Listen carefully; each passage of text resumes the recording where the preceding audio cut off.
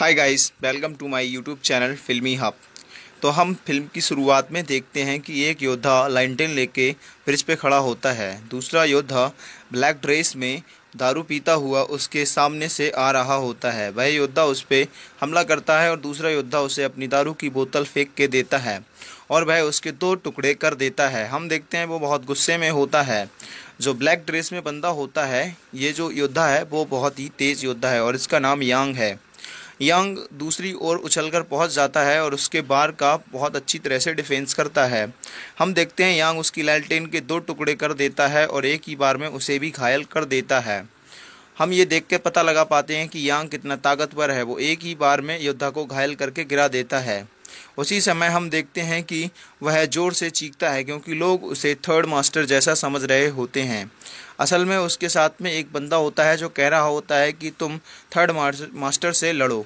उसी समय हम देखते हैं कि कुछ घोड़े आते हैं और हम देखते हैं कि वो किसी मिनिस्टर का पैगाम लेके आए होते हैं। यांग देखता है कि जो मिनिस्टर का गुप्तचर है वो उसे कह रहा होता है कि आपको हमारे मिनिस्टर ने बुलाया है।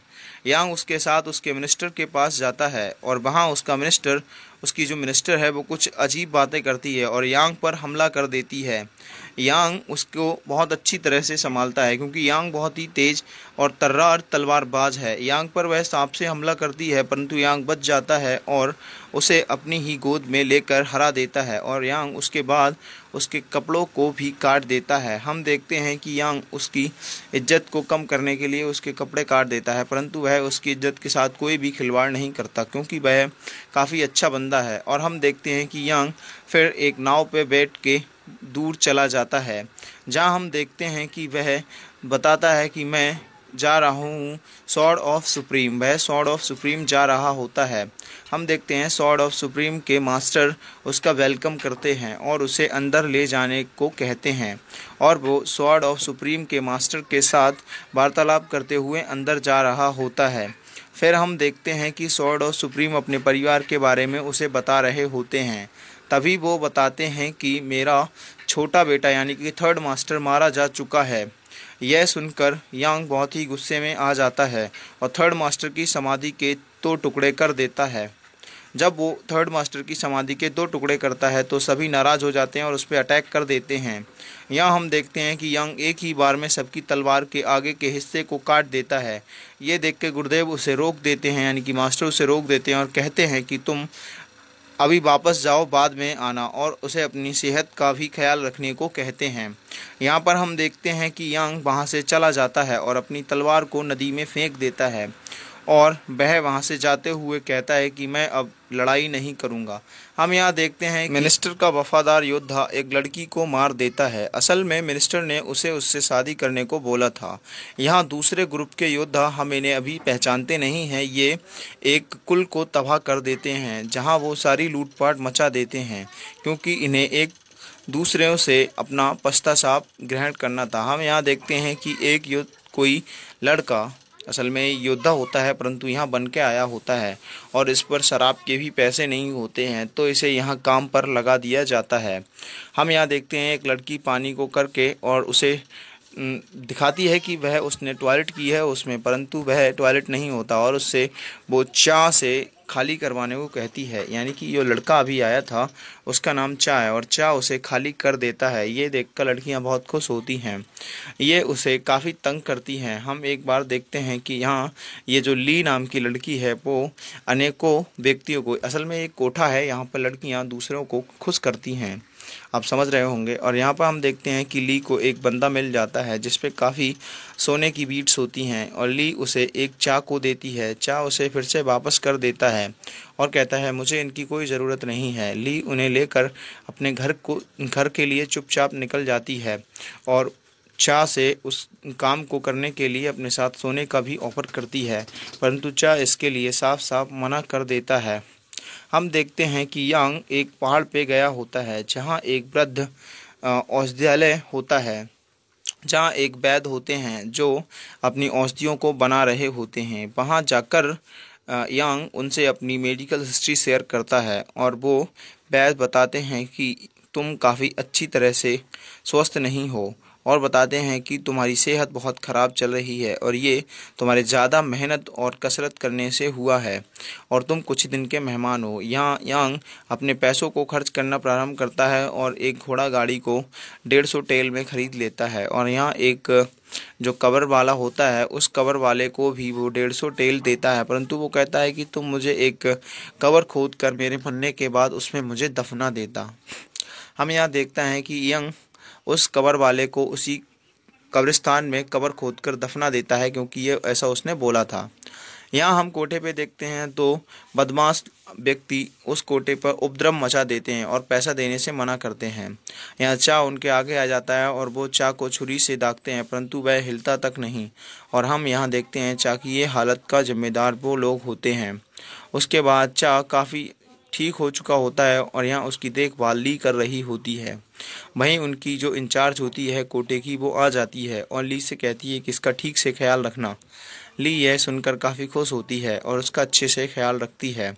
ली को उससे लगाव हो जाता है। हम देखते हैं कि वहाँ से चा चला आता है और हम ली के भाई को देखते हैं। ली का भाई किसी गरीब को पानी पिला रहा होता है, वहीं चा अपना सर ज़मीन से मार रहा होता है। तब ली का भाई उसे अपने घर ले जाता है और उसे खाने को भी देता है। वहीं हम देखते हैं वो खुशी खुशी उसके घर जा रहा होता है और उसके गांव में पहुंचकर लोग उसकी हाइट को देखकर काफ़ी हक्के बक्के रह जाते हैं। वहीं ली का भाई काफ़ी खुश होता है। हम ली की माँ को देखते हैं जो काफ़ी वृद्ध होती हैं और वहीं ली का भाई उन्हें बताता है कि मैं घर आ गया हूँ माँ। हम शाम को खाना खाते हुए ली और चा को देखते हैं और वो उसकी बहन के बारे में बात कर रहे होते हैं।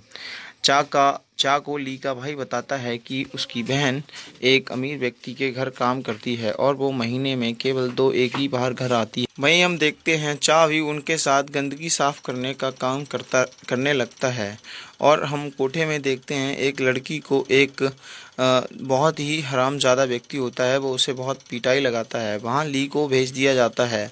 ली उसके कमरे में ज़्यादा पैसों के लिए जाने के लिए तैयार हो जाती है और वो उसकी कोड़े से बहुत ज़्यादा मार लगाता है। ली जब घर पहुंचती है तो उसे चलने में भी तकलीफ़ हो रही होती है। वो अपने आप को नहाकर साफ़ करती है और हम उसके कोड़े के जख्मों को साफ साफ देख रहे होते हैं।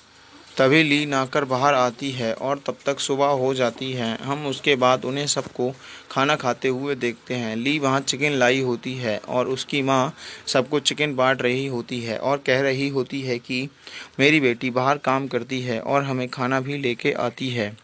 हम देखते हैं चा भी वही खाना खा रहा होता है। उसके बाद हम सुबह में देखते हैं चा कुछ पैसे निकाल कर ली को देता है और कहता है आज से मैं जो भी कमाऊँगा वो तुम्हें ही दूँगा। ली वो पैसे रख लेती है और उसके बाद हम उन्हें देखते हैं उनके ग्रैंड मास्टर को जो कह रहा होता है कि ली को पकड़ के लाओ क्योंकि उसके बगैर सर्विस देना मुश्किल है और वह एक लड़के को आदेश देता है उसे पकड़ने के लिए। वो लड़का उसे पकड़ने के लिए जाता है और हम देखते हैं कि यहाँ पर यांग एक अपनी जो कब्र होती है उसके लिए एक पत्थर खरीद रहा होता है। वहीं पर वो बच्चों को डराने की कोशिश करता है परंतु वो डरते नहीं हैं। ये देखकर हैरान रह जाता है और हम देखते हैं कि ली को उसके गुंडे पकड़ कर ले जा रहे होते हैं। वहीं पर उसका भाई उन्हें रोकने की कोशिश करता है परंतु वो लड़का चा को देखकर डर जाता है क्योंकि वह असल में एक थर्ड मास्टर होता है और उसके बाद हमें पता चलता है वहाँ यांग आ जाता है और यांग थर्ड मास्टर को पहचान नहीं पाता और वो उस लड़के को मार कर भगा देता है। वहीं पर वो लोग यांग को काफ़ी ताकतवर योद्धा समझने लगते हैं और असल में वो होता भी है। हम वहीं पर उस कोठे के मालिक को देखते हैं जहां वो लोग बताते हैं कि वो बहुत ही ताकतवर योद्धा हैं और वो आपस में लड़ने वाले हैं। यहाँ पर हम ली की माँ को देखते हैं जो कह रही होती हैं कि हमें चा को कुंफू सिखाना चाहिए। यहाँ हम देखते हैं सभी लोग यांग से चा को कुंफू सिखाने की प्रार्थना कर रहे होते हैं और उसे एक तलवार भी देते हैं। यांग उस तलवार को लेकर सीधे चा को थमा देता है। चा उस तलवार को ज़मीन पर गिरा देता है। हम देखते हैं यांग बहुत निराश हो जाता है और वो सीधे कोठे पर चला जाता है। वहाँ वो सभी लोगों को मार देता है जो लोगों को परेशान करते हैं। और यहाँ हम देखते हैं कि एक रानी आ रही होती है और यांग कुछ बच्चों को अपनी तरह पेंट कर रहा होता है। हम देखते हैं कि यांग चा से कहता है कि मैं तुम्हें आज तलवार और कुंफू दोनों ही सिखा दूंगा। यहाँ हम देखते हैं कि यंग अपनी 2 उंगलियों से तलवार निकालता है और एक ही झटके में एक पेड़ को काट देता है और उसके ऊपर ही टुकड़े कर देता है। वो बताता है कि ये तलवार की 13 टेक्निक है, जिसे वो लड़कर दिखाता है और चा को, जो कि एक थर्ड मास्टर है, उसे पूरी अपनी सारी टेक्निक सिखा देता है। हम यहाँ देखते हैं कि ली के घर पे मिनिस्टर आई होती है, वही मिनिस्टर जो चा से प्यार करती है। यहाँ हम देखते हैं उसका वफादार सैनिक बता देता है कि थर्ड मास्टर अभी जिंदा है। यंग अपनी तलवार लेकर जा रहा होता है, तभी उसे याद आता है कि उसने अपनी सारी की सारी टेक्निक्स थर्ड मास्टर को सिखा दी हैं। हमें उसका बचपन दिखाया जाता है, जहाँ पर उस मिनिस्टर के पिता और थर्ड मास्टर की शादी हो रही होती है, परंतु थर्ड मास्टर इस शादी के से पहले ही भाग जाता है और वो कभी भी लौटकर नहीं आता है। यहाँ हम देखते हैं कि थर्ड मास्टर उनके ही ग्रुप के एक जो जवान होता है उसका सर धड़ से अलग कर देता है उसके पिता के कहने पर, क्योंकि उसकी पूरे परिवार को मार दिया जाता है। और इसी का पश्चाताप करके अभी तक भी जो थर्ड मास्टर है वो अपने आप को पश्चाताप की अग्नि में झोंक रहा होता है। यहाँ हम देखते हैं कि उसके जो पिछले दाग हैं उन्हें धोने के लिए ही वो अपना राजकीय सारा का सारा सुख और सुविधा को त्याग देता है और यही करने को मिनिस्टर से कहता है, परंतु वह नहीं मानती। हम देखते हैं कि जब चा ली के घर पे सो रहा होता है तो उस पर हमला होता है और ये हमला उसी मिनिस्टर ने कराया होता है। हम देखते हैं यहाँ पर चा की आंखों में कोई एक विषैला पदार्थ डाल देता है और उसे यंग ले जाता है। यहाँ देखते हैं कि उस मिनिस्टर के ग्रुप के व्यक्ति उसी गांव में आग से हमला करते हैं। यहाँ ली के भाई को मार दिया जाता है और उसकी माँ और ली को उसके ही घर में बंद करके आग लगा दी जाती है। जब चा और यांग वापस आते हैं तो हम देखते हैं कि ली पूरी तरह जल चुकी है। उसकी मां ने उसे काफ़ी हद तक बचाया था, लेकिन उसका चेहरा पूरी तरह जल चुका होता है। यहाँ हम देखते हैं कि यांग अपनी दवा उसे खिला देता है जो उसने वैद्य से ली थी और वो काफ़ी जल्दी ठीक होने लगती है।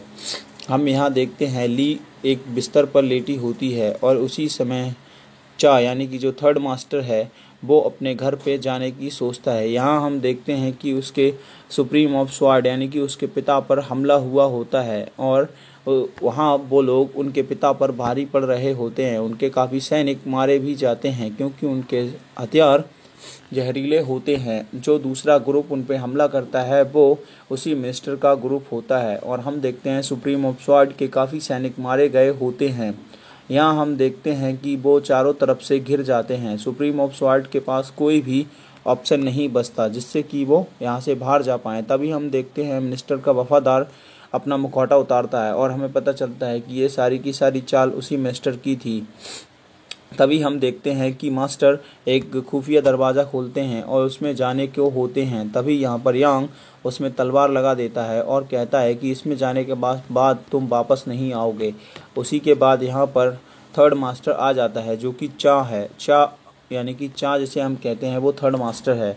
हम देखते हैं कि थर्ड मास्टर को उसके पिता उसकी तलवार देते हैं और वो सभी को एक एक करके मौत के घाट नहीं उतारता बल्कि उनके हाथ पैर काटता जाता है।